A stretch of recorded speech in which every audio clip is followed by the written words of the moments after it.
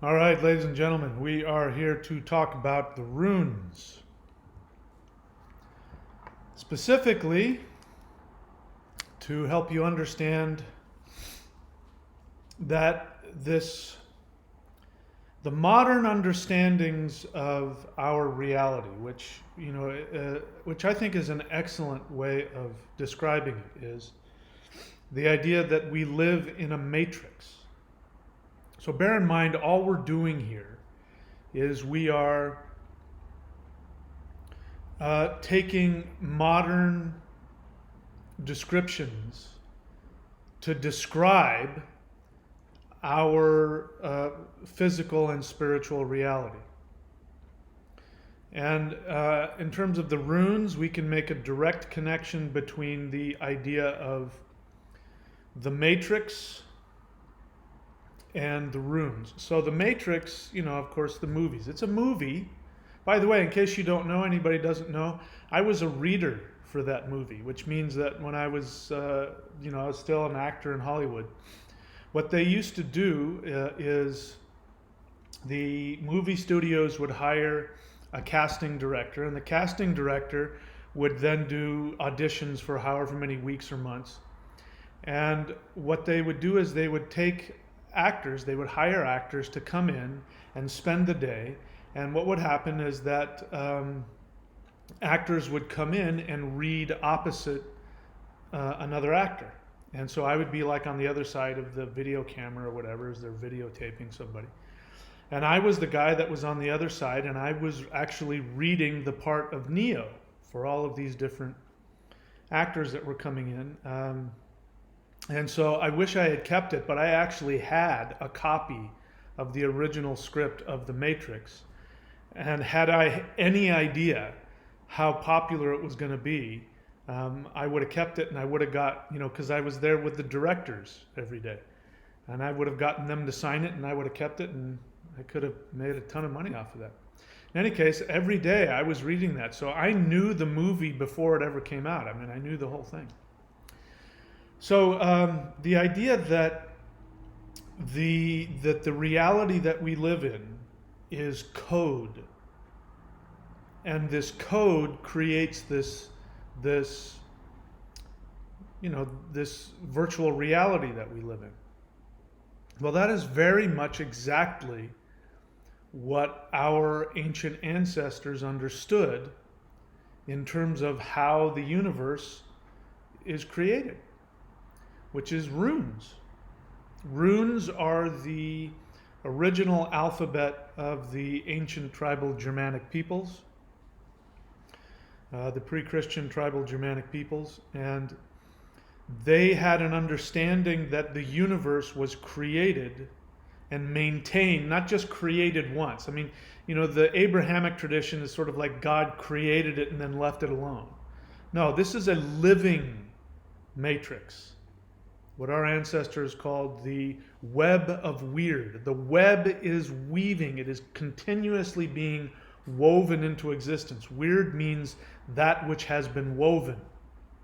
So I'm looking out, maybe you can see, I'll show you. I'm looking out my window here to, all of these beautiful trees and all that.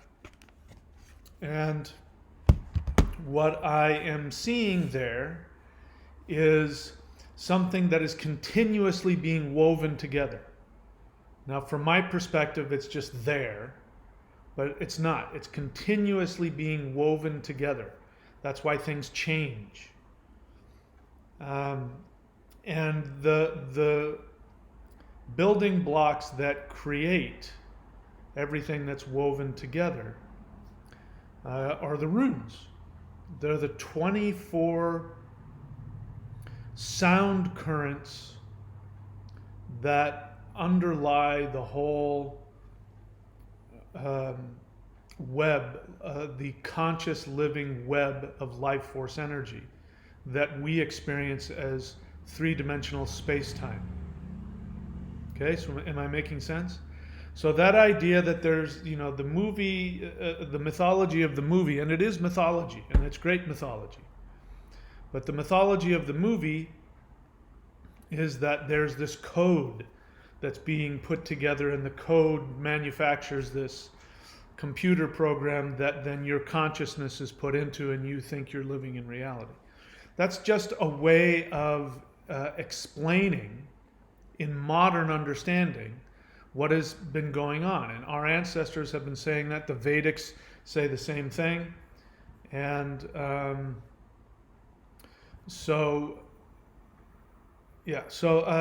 before I go any further, I'm getting distracted.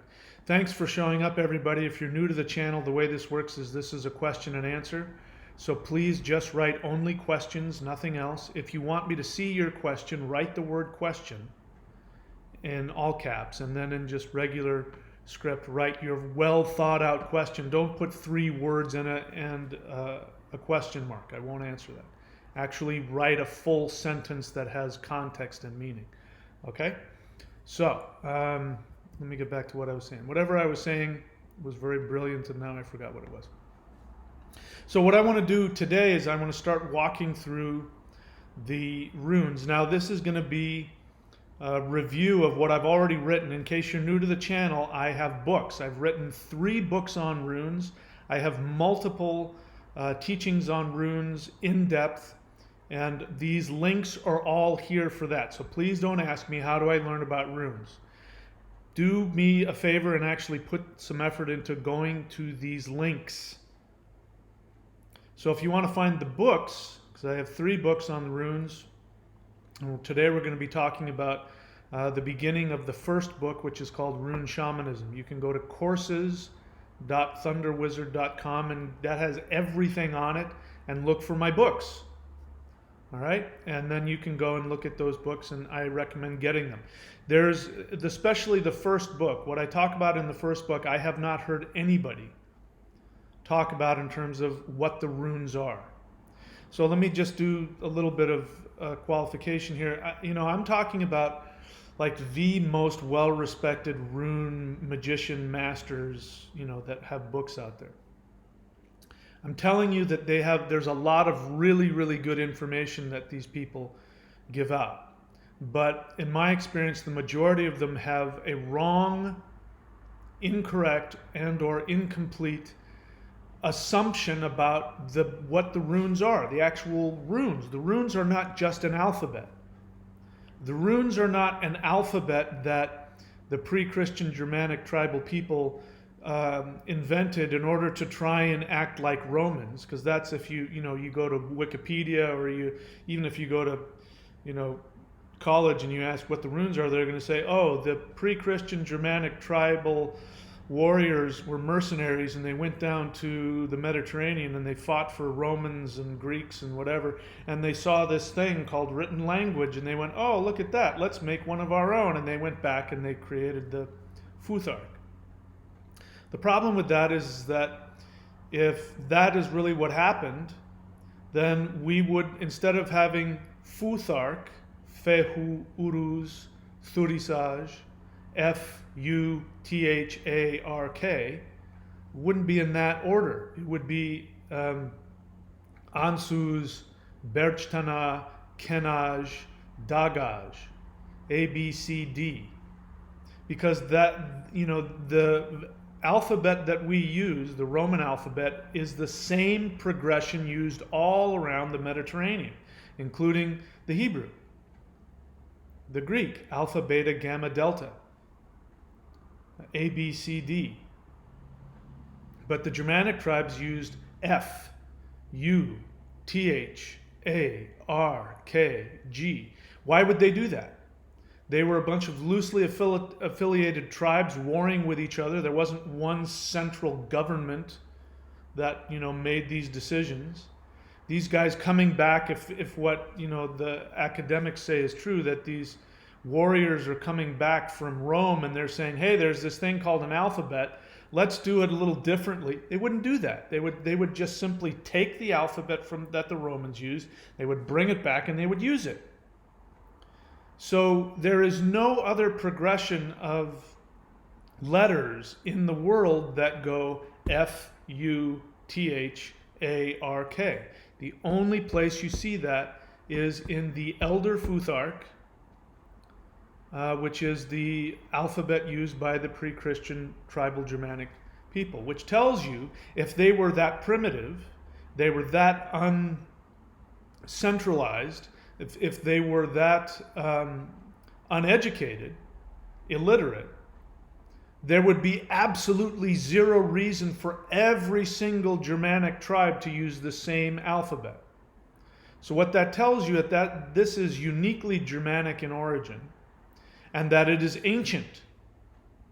And even if we accept what is the academics say, which is that the ancient Germanic people didn't have a written alphabet, even if that's true, and they said, you know what, we're going to create an alphabet of our own, then the fact that they use it in this different progression says that that progression already existed at the very least as an oral tradition.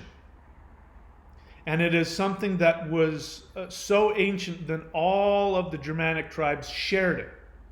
They shared this same progression. Fehu, Uruz, Thurisaj, Ansuz, Raido, Kenaj, Gebo. They used that same progression, meaning that when they were a unified people tens of thousands of years ago, they had this oral tradition. So we're going to walk through the first 8. And this came to me, you know, when the runes first came to me, and I started working with them, and I started meditating on them. I spent hours in meditation and in shamanic journey, learning what the runes, the essence of what the runes were and the purpose of them. And what I came to find out, and of course I can't prove this, but what I came to find out was that the runes were an oral tradition, a magical oral tradition that hunters would teach their kids. Remember, we're going all the way back into hunter-gatherer times during the Ice Ages. So imagine the Ice Ages. We're talking 20,000, 30,000 years ago. What happened is the Indo-European people made their way up into all of the Northern Hemisphere, but they made their way up into Europe, and they were a unified people. They spoke a common language. And what ended up happening was that then the Ice Ages kicked in, boom, and then you have these miles high walls of ice that block off whole,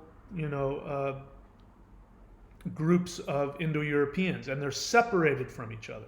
So one group was separated and was in the area of what is now, northern Germany and lower Scandinavia there. And then to the south of the Pyrenees was Spain. Those people became the Celts. And then above that, above where the Germanic people were, you had another group of people who became the Slavics. And then further east of that, you had the people who became the Vedics. And over a period of 40,000, over a period of being separated from each other for 40,000 years, that's how the Indo-European languages split off and became these different languages. The Germanic people during those 40,000 years took their understanding of language, of speech, which was magical. You created with your speech. You created reality with your speech. Everything you said and did was a magical spell. That's why the word spell, to spell, to take letters to create words, it means spell. The word is there for a reason. It means to magically create. Because the first people who wrote were seen as magicians. They created spells by writing these words out. Our ancestors understood that speech was magical. I shared about this in a few videos, but when I was an actor and I was, studying whatever, I ran into this article which talked about this tribe in Africa. When they wanted to cut a tree down, they didn't take axes and cut the tree down. The whole tribe would encircle the tree and they would yell at it. They would scream and yell at the tree, and the tree would die. they still understood the power of speech, that speech is magical. So I'm going to go through the first 8 very quickly. So you've got, according to my experience in meditation, what I've learned, you have these Ice Age warriors, and they have to teach their children the magical skills in order to survive. Remember how challenging it was. There was mastodons, there was cave lions, there was the short-faced bear, the largest bear that's ever existed. There were elk that had antlers that spanned 10 feet and were 6 feet at the shoulder. There was the uruj, the oryx, the giant. Well, we have them cows, we call them cows, but they were enormous and they were extremely fierce.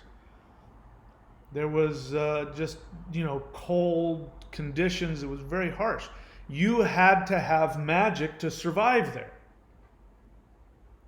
So the hunters would teach their sons the magical tools to be able to survive. So the first thing you need to survive is fehu.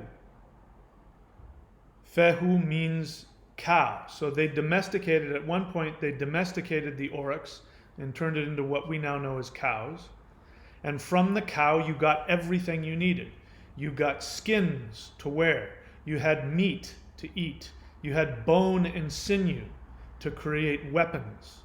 And you had sinew to use that you could sew up the skins and create your boots and create your cloak and whatever else you did. If you kept them, they had milk. So you could have milk and cheese. So you had food, you had clothing, you had tools. The fehu, the cow, was the Walmart of the Paleolithic people. You needed something? Go get a cow. In fact, the word fee, I charge a fee for my services. What is fee? Fee is the modern pronunciation of fehu. It means a cow. I charge a cow. Money was not how much gold you had, it was how many cows you had. If you had 100 cows, you had a lot of money because you had a lot of Walmarts walking around in your pen there. And if you wanted something from somebody, you gave them a cow. You gave them fehu. Will you build me a house? Sure, a house is 2 fehu. 2 cows. Give me 2 cows, I'll build you a house. See what I mean? So the first thing that a young hunter warrior needs to survive is he needs the resources, the energetic resources. Fehu is money, but money is nothing more than the resources to get what you need. So fehu, chanting fehu, gives you resources.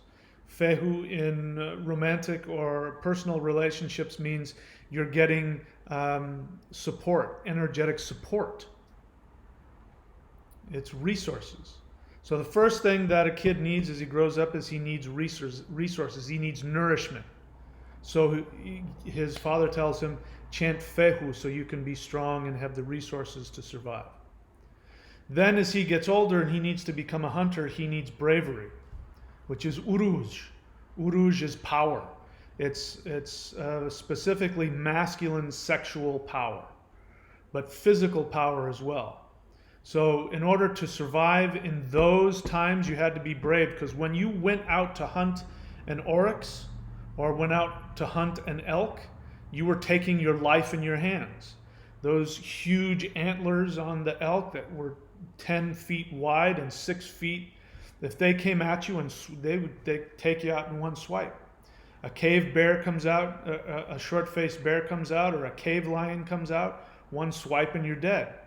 So when you went out to hunt, there was the very real possibility that somebody wasn't going to come home. They might die. So you need uruj. So the next thing, the most important thing that the kid needs is uruj, power, strength, bravery, the willingness to sacrifice his life for the rest of his family, his tribe. Then as he gets older, he needs to function within the group. So for that, he needs thurisaj. He needs to have boundaries. He needs to understand his power to protect himself from the negative thoughts and intentions of others. protect himself from negative magic. Somebody might be wanting to take his place in the tribe. He needs to be able to have his own identity. So his father teaches him, okay, the next thing is now you're becoming a man, thurisage. You need boundaries. Then in order to be able to have something valuable to contribute to the tribe, you must be able to have a connection to the gods, to be able to have higher understanding. This is ansuj, which is connection, God mouth, to be able to speak the name of the gods, to be able to speak into existence power. For that you need ansuj, the power of the gods, connection, communication to and from the gods, the ability to communicate with others, ansuj. Then as you gain power in the tribe, then you need to know the spiritual ability, the rules, the raito of the rituals. You need to know what the rules are of the rituals. Rite, R-I-T-E, rituals, raito. You need to know what the true rules are about spiritual practice in order to be able to get the blessings of the gods. Once you have that power, the power of raito, knowing what ritual is, R-I-T-E, right. I'm telling you, you have to know the language to know the runes. People talk about the runes, they have no clue what they're talking about because they don't know the language. The word ritual, the word rite, raito, comes from the same root. And then you have kenaj, which is knowledge, ability, and permission. Do you know how to drive a car? Kenaj. Do you kenaj how to drive a car? If you do, if you say, yes, I know how to drive a car, it means that you intellectually know how to do it. It means that you physically have the ability to manipulate the wheel and the gas pedal and the clutch and whatever else. And it means that you have a license. It means you have the authority. So kenaj is the authority, the physical ability, and the knowledge. This is something that is given to the hunter as he grows up. More kenaj, ability, knowledge, and authority. Gebo, once he has this authority, he must be able to give and receive in the tribe. He must be able to be a cooperative member of the tribe, which means he must be able to give to others as well as receive. And then wunjo, as a result of that, the first milestone in his this young warrior hunter's life is that he is given wunjo. Wunjo is joy, not just joy of I'm happy, joy. It means the camaraderie, the warmth of the joy that comes from being a brother, a member of the society. So this is just the first 8. That's why the runes are in this order. Do you understand what I'm saying? These are magical tools that underpin all of reality. And by mastering these, especially the first 8, he now has mastery of the physical world. Now he can move on to higher realms. Second 8 is the psychological. And then the third 8 is the spiritual. I don't have time to get into all those, but I'm just bringing that to your awareness. So I'll take any questions that you have. I'm not plugged in, so my battery is going to run out here soon. Let's take a look and see what the questions are. Again, I guess I've made my speech about questions. So Cosmo Sharf, I take by your question you are new to the channel. So the first thing I do on my channel is I don't talk about other teachings. I don't talk about things I don't teach. So when you ask me a question like this, it tells me that you haven't put the time in, and that's okay. If you're new to the channel, you just came here, you haven't put the time in to know what I teach. If you can ask me about something that I'm talking about, I'm not talking about the Kathara grid geometry. So it's disrespectful to try and take me off topic. Stay on the topic I'm talking about. If you can ask me about what I'm talking about, I'll be happy to answer your question. Crone Woman Walking, question, what is the role of music in hacking in the Matrix? I really don't know how to answer that question. You're asking me something obviously that you yourself are thinking about, which tells me you've probably learned more about that specific question than I have. That's not something that I focused on. The closest I can do is, I teach Yoruba African shamanic drumming. And that drumming is a very specific science. All of those rhythms interlock, and you have to do them perfectly. People think that African drumming is sitting around the djembes and just slapping skins. That's not. That's just jamming. If you learn real traditional African drumming, you're going to learn specific rhythms that have to be done accurately and specifically. And these different rhythms done by different people weave together in a certain way, and they create portals into the other realm through which the gods come in. And when you do the rhythms right, when I'm teaching my classes and everybody does their rhythm right, the whole energy of the room changes, and people start looking around the room. And then afterwards people go, did you hear somebody with bells walking by? No, I heard children laughing. No, I heard the door open and close. I felt somebody walk next to me. So I only know that part of it. In terms of the role of music in general, I can't answer your question because it's just too big of a question.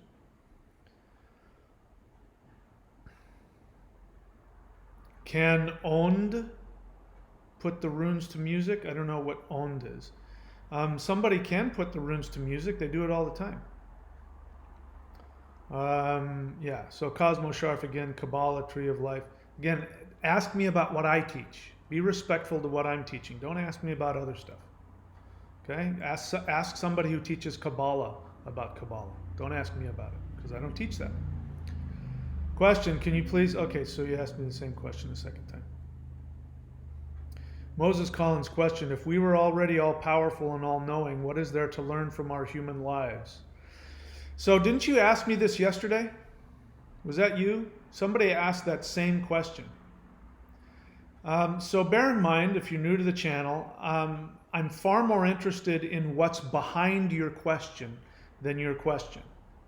If you can ask me a question that I think is well thought out and pointed, I'll answer it. But if I hear unconscious issues in your question, I'm going to focus on that. What I hear in this is fear and powerlessness. Because there's an attitude to the question. If we're already all powerful and all knowing, what is there to learn from our human lives? I'm not saying that you're doing that, but that attitude is in that question. What you're really wanting to know is, why is life so difficult for you? If you were all powerful, why are things so difficult for you now? That's what you're really asking me. Because you're not excited about the idea of having been all powerful. You're not excited by that. It frustrates you because you don't feel like you have power now. You say, what is there to gain?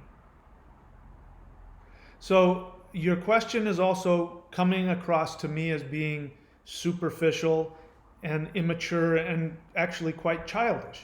I don't mean that as a put down. I'm just telling you. It's very childish, the question that you're asking. It's like a little kid stamping his feet.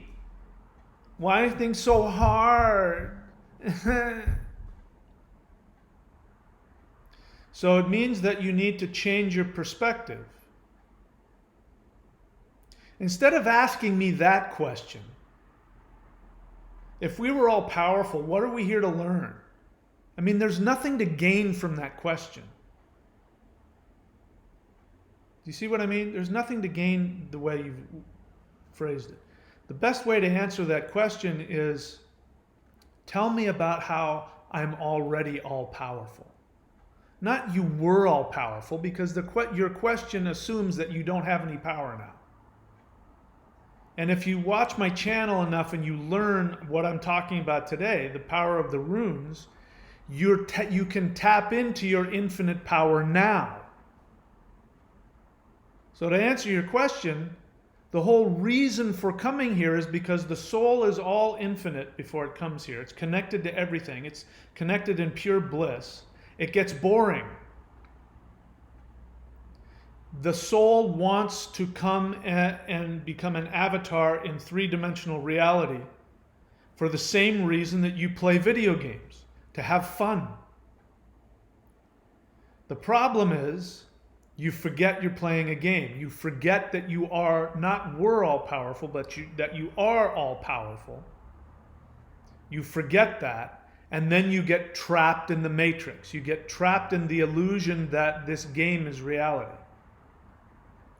The way to disconnect from being controlled by the matrix is to disconnect from your ego. What I mean by ego is your limited ego.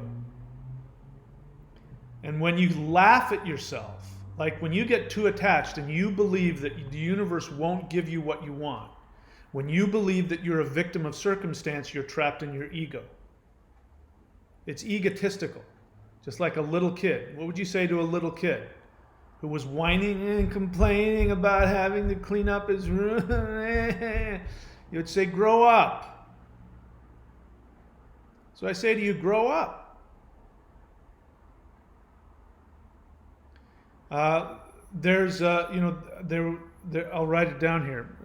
Again, I withdrew it. You don't see it in the links up here because people just weren't purchasing it. But if you really want to know how to tap into your full power, 100% of your power, and to command the universe to give you what you want, go to neo.thunderwizard.com. It says the matrix is a life force energy machine that responds to you. If you are under the assumption that you have lost your power, the matrix will respond in kind because it thinks that you know what you're doing. It thinks that you understand that you're here playing a game. And if you come here playing the role of a helpless victim, the matrix goes, oh, he's pretending to be a helpless victim. Let's victimize him because that's what he wants to experience. It doesn't know that you forgot. So stop asking these kinds of childish, powerless questions. Let go of that ego attachment to being limited and to complaining. Instead, ask yourself, how can I tap into my infinite power? Those are the kinds of questions. When I was an actor, you always had to ask positive questions. Who is my character? You had to have something positive, positive intentions. Because nobody likes to see a victim. Bad acting is just people who play victims.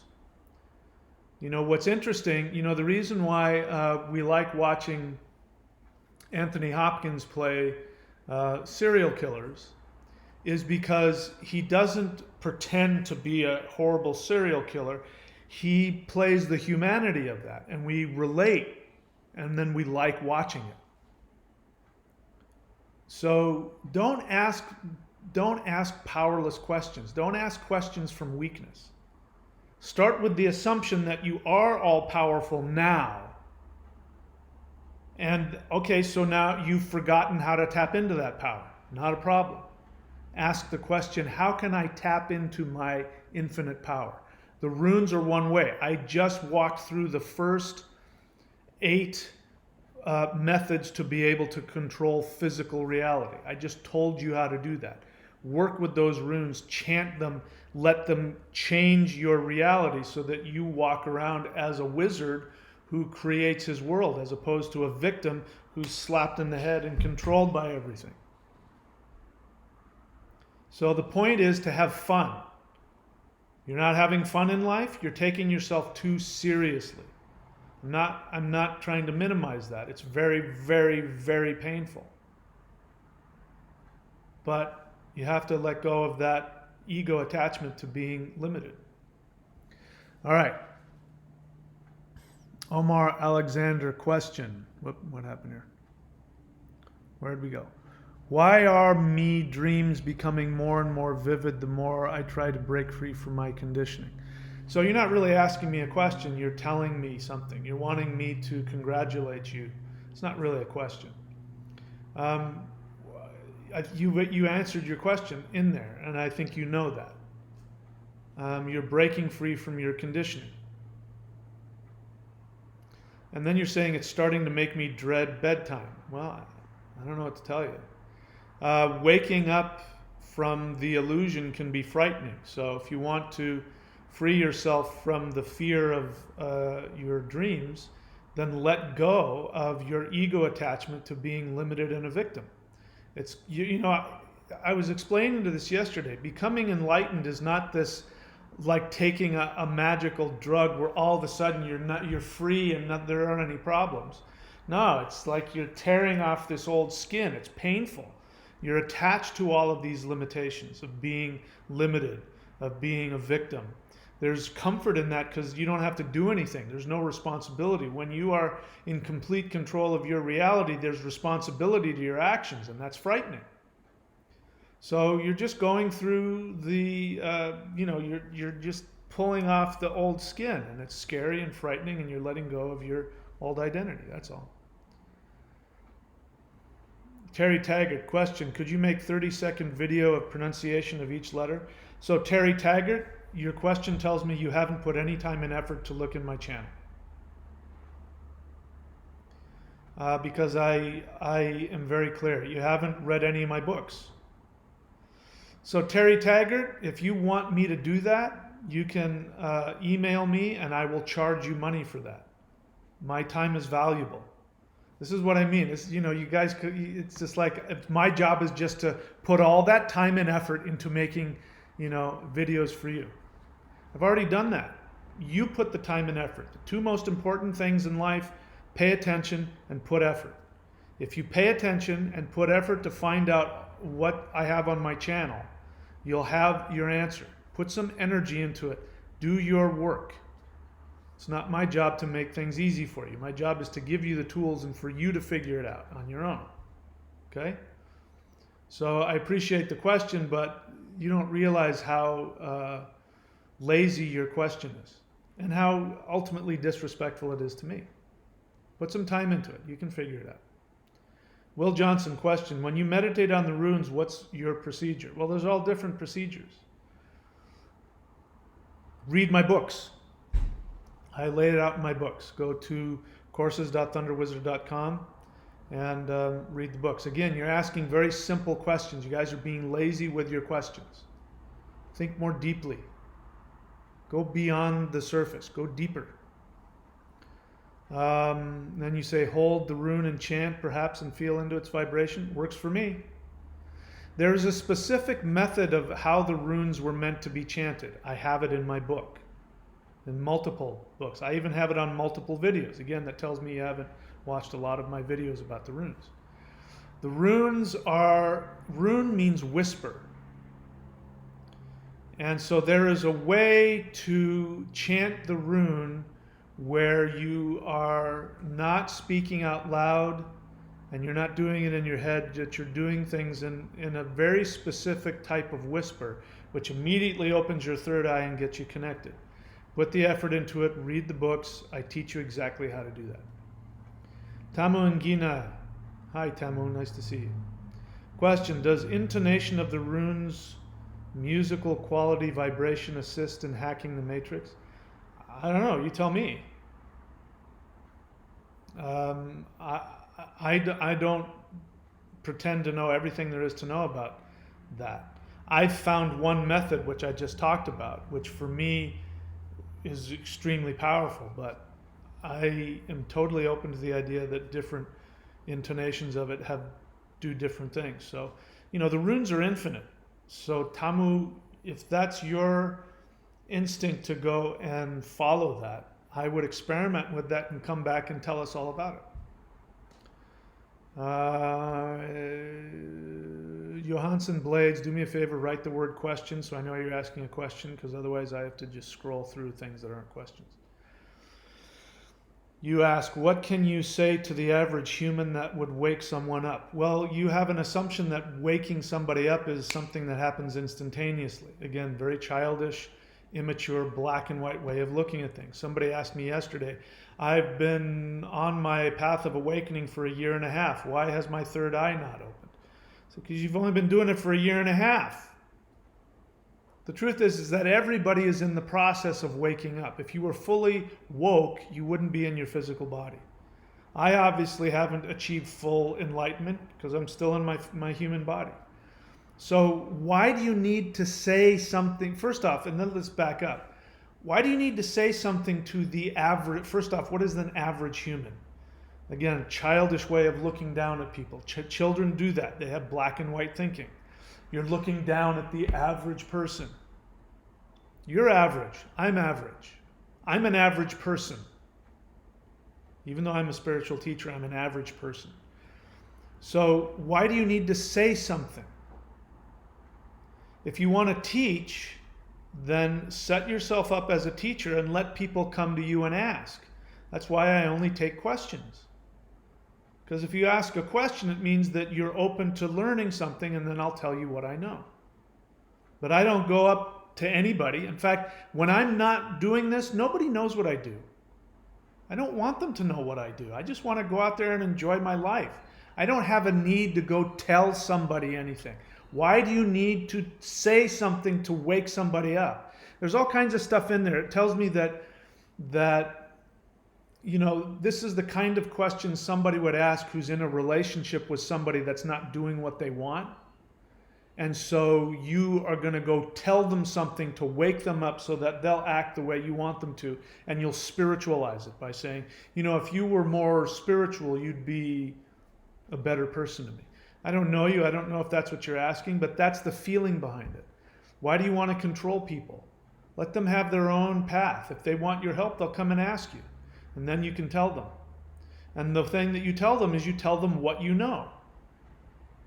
If I were to give you something, say this, why would you take what I say to say to somebody else? Why don't you want to find within yourself to have something to give? I don't know what I'm going to say until you ask me. When you ask me a question, that'll release whatever's in me to tell you what I need to say or what you need to hear. So I would, again, forget about figuring out how to tell somebody something. Someone that is looking but cannot find for themselves what they need to find. Well, again, that's none of your business unless they ask you. Somebody comes to you and says, I'm looking for something to awaken me, but I can't find it. Then you tell them. Otherwise, if you walk up to somebody and you start telling them what you think they need to hear, they're not going to hear anything. They're just going to think, what a pain in the ass you are. And they would be right, because you're trying to impose your deal onto them. Let them be wherever they are. Again, the question that comes up is, why do you care? Why do you feel the need to change somebody else? There's some selfish, narcissistic agenda that you have, because you wouldn't ask that otherwise. You would just let people be themselves. Paul Kupari question, what are your thoughts on using time travel and parallel universes to manifest? Paul, I talk about this a lot. Again, put some time and effort, go on to my channel. Let me say once again, if you want to get the most out of my channel, learn how to search from within the channel. The way to do that on a desktop or a laptop is you go to the actual YouTube channel page, which is thunderwizard.com, thunderwizard, DOTCOM on YouTube. When you get to my YouTube channel page, next to the name, you'll see a little magnifying glass. You click on that and a search bar will come up. Type in parallel universes, manifestation. You'll have hours and hours and hours of my thoughts on that. So put more time into researching my channel and you'll find it. I should probably write a book about that. I don't know if I have or not. Let's see, where was I?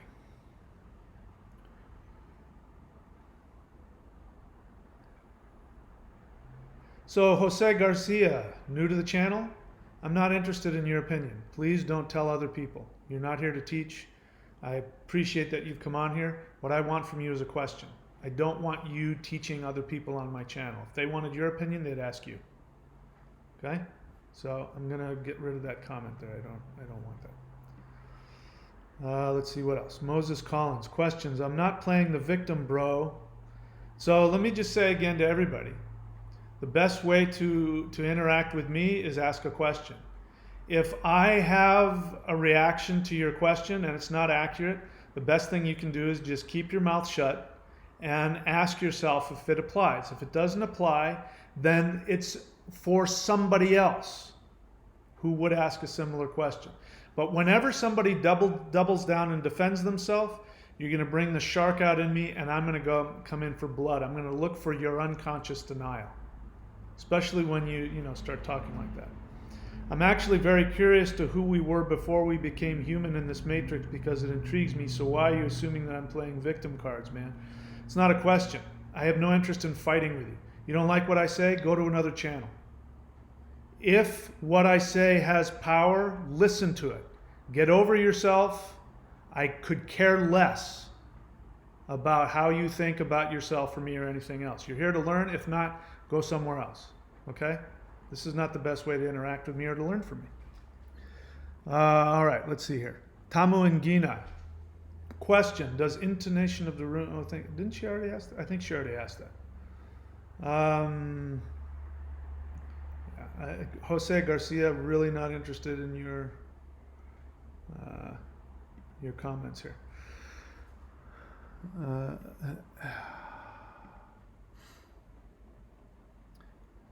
Yeah, last time, if I see more of this, I'm just gonna completely remove your ability to talk on here. I understand you don't realize how this works, but I'm only interested in your questions.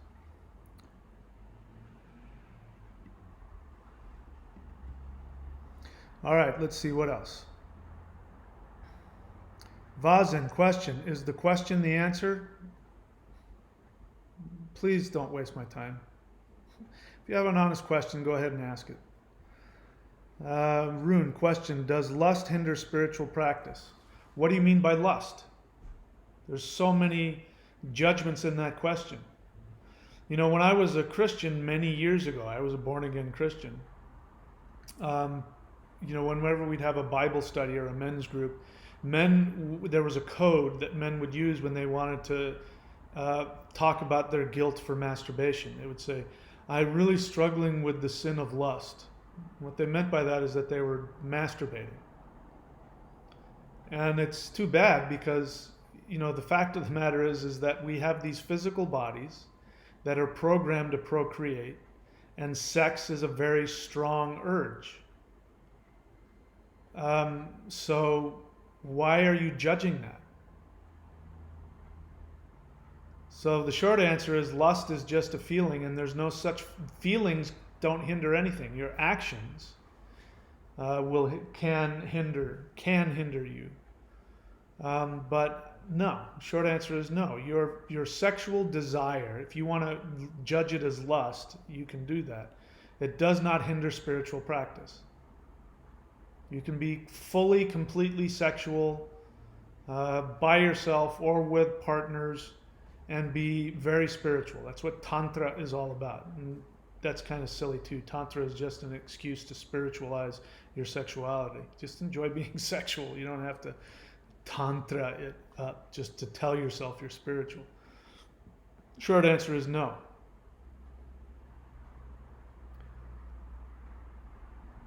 Johansson Blade, I don't know what he was responding to. Anyway. Zachary Austin, question. Do the postures of the runes coincide with energetic practices? So you're making some assumptions there. There are rune postures out there that are taught. There's no evidence to show that those postures are something that's been done in the past. Having said that, having played around with them, I've felt power in them. You're asking me, do they coincide with practices such as Qigong? Well, they would be by definition a form of Qigong. Qigong just means energy work. And there's all different kinds of Qigong. There's internal Qigong, there's breath, which means breath work anyway. There's movement, and there's standing postures. So any standing posture by definition is Qigong. Okay? Sun, moon, stars. What is the symbol? This is called an Aesyamer. And this is an ancient symbol, extremely ancient, an Indo-European symbol. It is found in multiple traditions. In fact, it's found all over the world. Somebody showed it to me in some African tradition, but it's all over the world. And this symbol has to do with protection from negativity.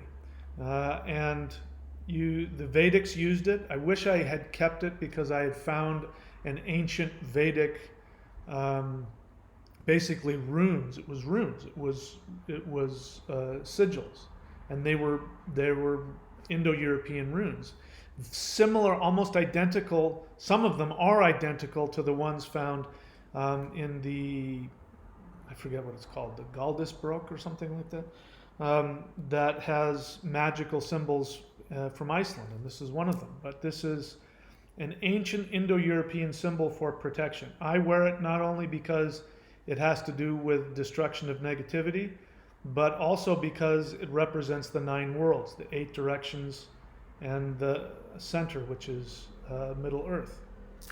So Moses Collins, or whoever asked that, Sun, Moon, Sister, Stars, if you're new to my channel, I invite you to watch more of my videos. Again, if you're one of these people, and not you specifically, but people who just come onto my channel and just watch the videos, you're only getting this much.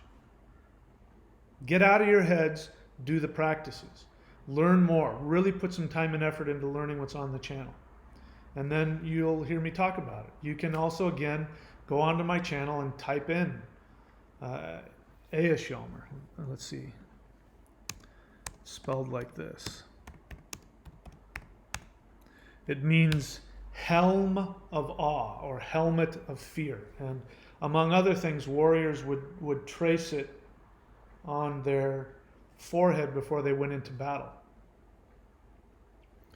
to frighten their enemies. Moses Collins' question, were we all the same omnipotent and omniscient being? So I'm going to now address, you keep talking about what you were. I want you to get out of that.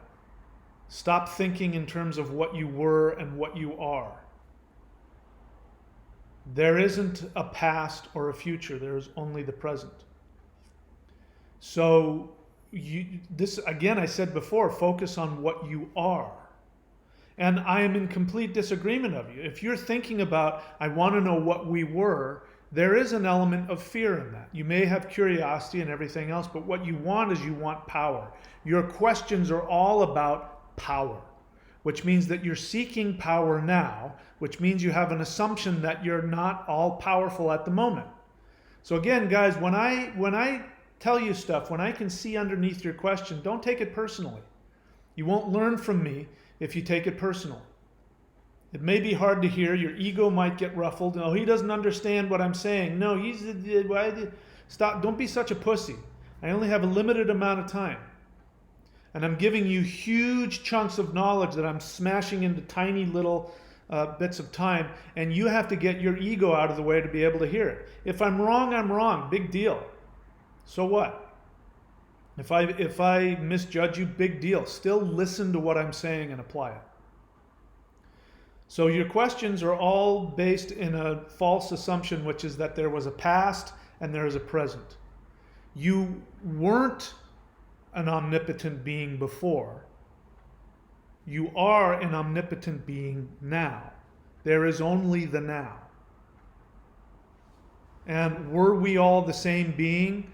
You're asking, you're wanting a black and white question about a holographic thing. The answer to that question is yes and no, all at the same time. Stop trying to figure it out. Get in the moment and be all powerful now. And then the past and the future will make sense. Learn, go on my channel and read and watch my videos about the web of weird. That'll explain how the past and the future are created from the present. The present creates the past. Okay?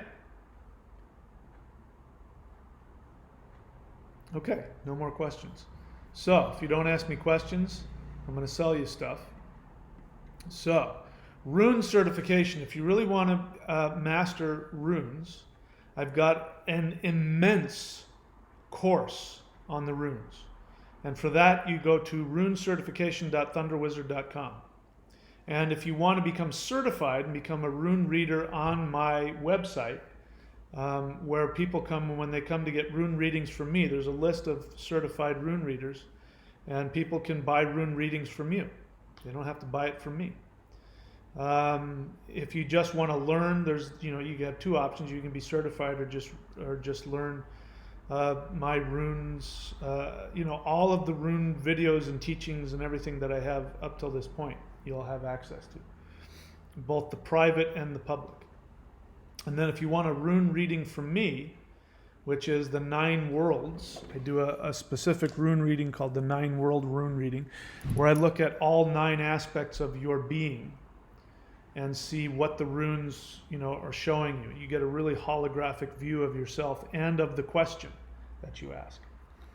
You can go to runereadings.thunderwizard.com. If you want to learn shamanism, including runes, from the ground up, go to thunderwizard.com and subscribe at the entry level. If you want to learn how to master manifestation, sign up at the Manifestation Mastery course level. You'll get all of the huge amount of videos that teach you about the mastery of shamanism, and you will have now over 200 videos, access to 200 videos having to do with how to master manifestation. And again, if you want to see everything that I have, books, videos, video teachings, DVDs, music, what other services I have, astrology services, rune services, all of my certifications, you can go to courses.thunderwizard.com. Again, also subscribe, hit the bell button so you know when I'm going to be talking. All right, so are there any questions now? I told you if you don't ask questions, I'm going to sell you stuff.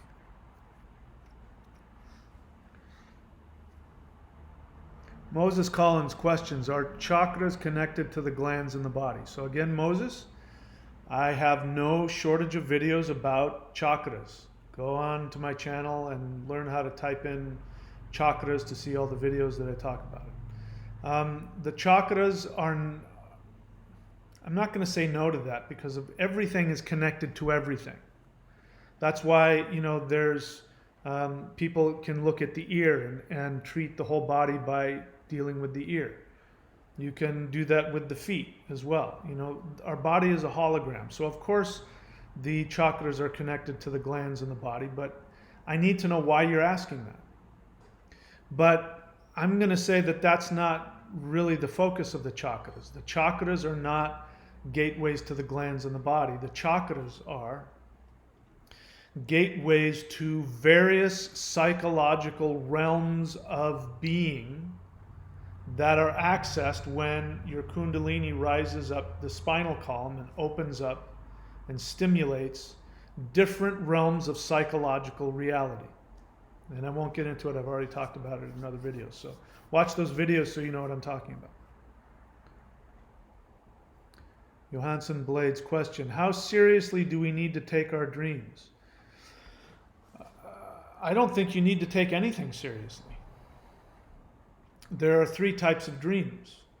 You have the dreams where your brain is simply sifting through all of the things it recorded during the day, because every single second of the day is recorded in your brain, and then when you go to sleep, your brain looks through the important stuff and deletes a bunch of files. That's why you can't remember everything that happened yesterday. It deletes all the files that it doesn't think are valuable. So that's the main thing of dreams, is just getting rid of a bunch of excess files on your hard drive. The second most common dream is your unconscious wishes or fears. So you can choose to take those seriously because that will give you an understanding of what's going on in your unconscious mind. And to ask yourself, what did that mean? Who does that represent in my life? I had a really strange dream last night that I was in a cave I mean, there was a bunch of other things going on, but I was in a cave and there was water, and for some reason I was sitting in this water, and there were these little black, like worm things that were, what do you call those things? Things that get in your body and sap the energy out of you. I forget what you call those things. And I woke up and what the heck was that about? Well, that was about the relationship I was just in. Parasite. Little parasites. And I didn't know, in the dream, I didn't know if they were parasites or not. And I was really uncomfortable about having sat in that water and did I have parasites in me? And I went, what does that mean? Well, what that means is that I'm getting over what was the most toxic relationship of my life over these past few months. And I'm still going through the cleansing process of getting rid of whatever energetic things inside of me that were parasitic about the relationship. And so that represented my, did that have a lasting effect on me, that negative relationship? But of course, the unconscious mind creates all kinds of different symbols. So when you look at your dreams, you can take them seriously and ask yourself what that meant, because it'll tell you what you're processing on an unconscious level, which is very valuable to know.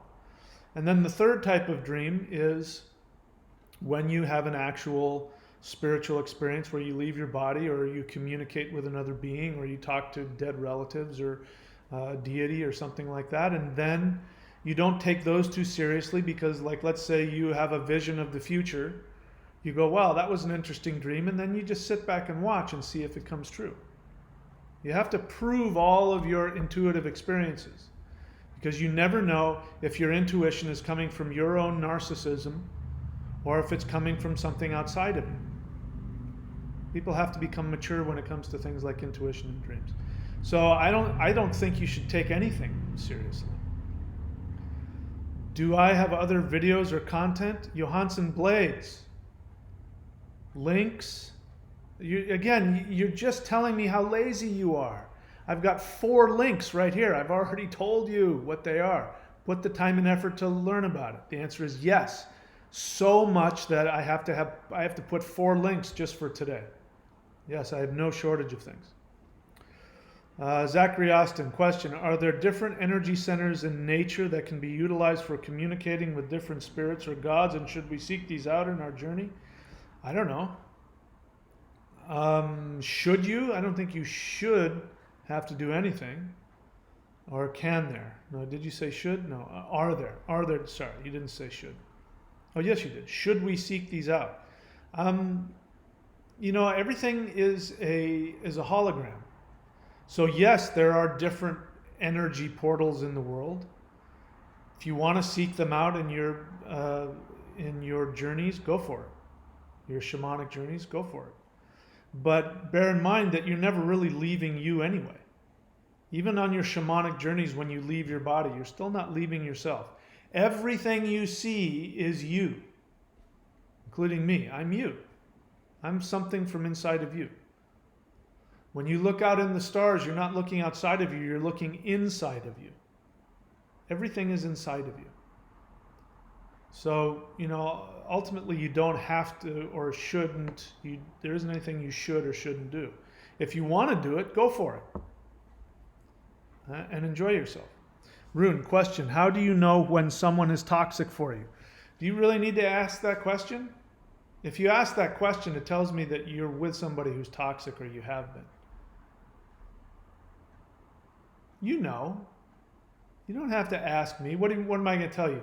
When their left eye turns red and their right eye turns green, they're toxic. You want me to give you something?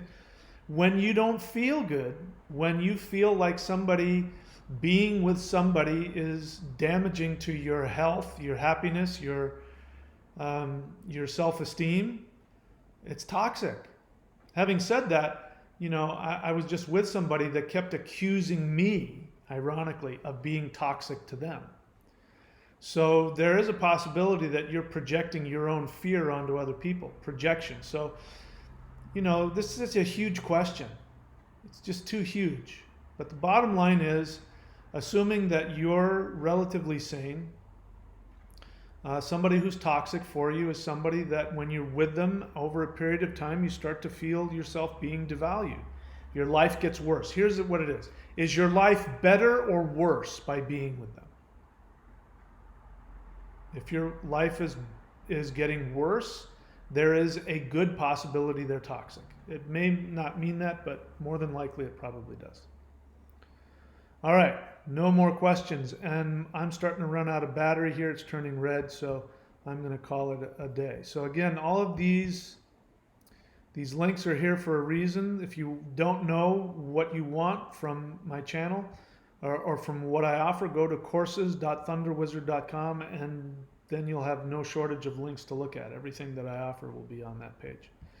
And the best way to support this channel, if you want to support me continuing to do these live Q&As and doing more interviews and all that kind of stuff, go to thunderwizard.com and subscribe at whatever level you want. Okay? Zero Z is asking a question. Is night a great to work with the water element? Well, you can work with the water element any time of day. Night is a good time to work with the water element. Moses Collins' question. I struggle a lot with OCD. Can you explain what type of imbalances are occurring within me? And I'm sorry for bothering you. I struggle a lot with communication. You know, that's a pretty serious thing. What I say is that brain surgeons cannot do brain surgery on themselves. I can't answer that question. I don't know you well enough. I would, if you were my apprentice, or you know, if I were counseling you, which again, go to thunderwizard.com to learn the different levels. If somebody wants to work with me privately and have me counsel them, they can work with me on a one-time basis or regular basis. I would be asking you a bunch of questions. There's no way I'm going to be able to tell you in one 2-minute sound bite, how to overcome your OCD. You need help. So if you're not working with a counselor or a psychologist, I recommend doing that. If you want to work with a shaman to help go through that, then go to thunderwizard.com, become an apprentice, and I'll do what I can to help you. Other than that, I'm not going to be serving you by throwing out little tiny superficial things about OCD. It's not going to be helpful to you. All right, so that's it. Time for me to go. I'm running out of battery space. So I shall see you guys on the flip-flop. Take care.